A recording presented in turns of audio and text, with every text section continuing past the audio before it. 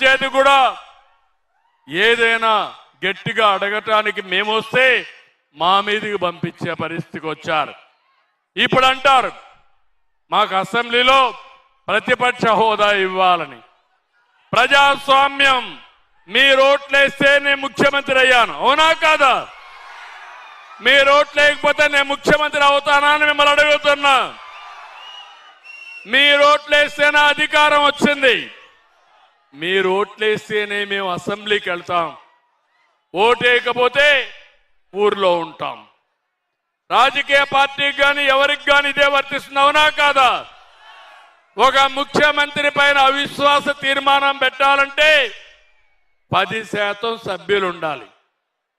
అప్పుడే ఈ యొక్క నో కాన్ఫిడెన్స్ తీర్మానం పెడతారు.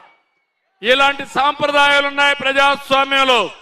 ఇప్పుడు అంటాడు నాకు ఆ ప్రతిపక్ష హోదా ఇచ్చి తీరాలి. ఇవ్వాలని మిమ్మల్ని అడుగుతున్నా. బెదిరిస్తే ఇవ్వాలని మిమ్మల్ని అడుగుతున్నా. ప్రజాస్వామ్యంలో జరిగే ఏంటని మిమ్మల్ని అడుగుతున్నా. బయట వస్తే విధ్వంసం, ఎక్కడికి పోయినా నేరాలు ఘోరాలు. ఇంక తిట్టడం, వీళ్ళ తిట్లు పడాలి, మళ్ళా నేను అభివృద్ధి చేయాలి.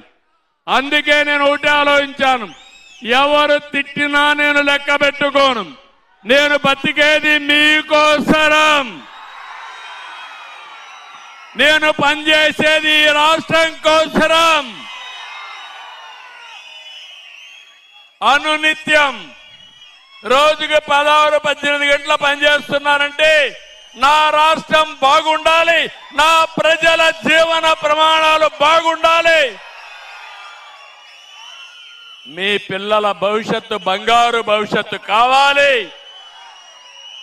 తాత్కాలికంగా మీకు సమస్యలు లేకుండా శాశ్వతంగా మీరు కూడా అన్ని విధాల జీవన ప్రమాణాలు పెంచి ఒక పద్ధతి ప్రకారం ముందుకు తీసుకుపోవాలనుకుంటున్నారు.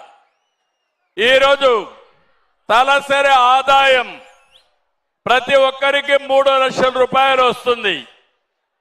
కొంతమందికి 1 లక్ష రాదు, కొంతమందికి 20-30 వేలు కూడా రావు.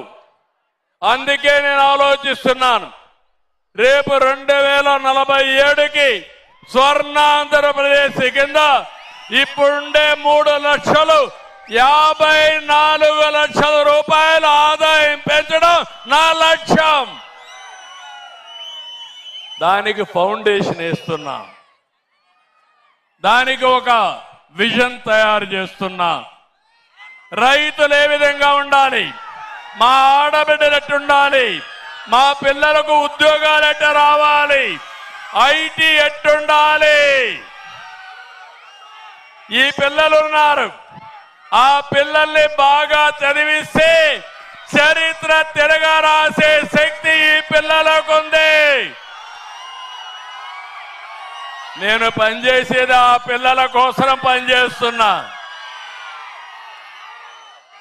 నాలెడ్జ్ ఎకానమీలో ఈ పిల్లలు శక్తివంతమైన యువతగా తయారు చేయడం నా పట్టుదల. దీనికి కులం లేదు, మతం లేదు, ప్రాంతం లేదు. నా తెలుగు జాతే నాకు ప్రాణం. ఈ తెలుగు జాతి కోసమే నా జీవితం. ఎవరికి ఇవ్వని గౌరవం మీరు ఇచ్చారు నాకు. మీరెవ్వరు కూడా ఎక్కడికి పోయే పని లేకుండా ఏ పని కావాలన్నా నీ ఫోన్ ఎత్తుకుంటే ఆ పని అయిపోయేట్టుగా చేసే బాధ్యత నాదే. ఇప్పటికే 900 సేవలు మన మిత్ర వాట్సాప్ తీసుకొచ్చాను.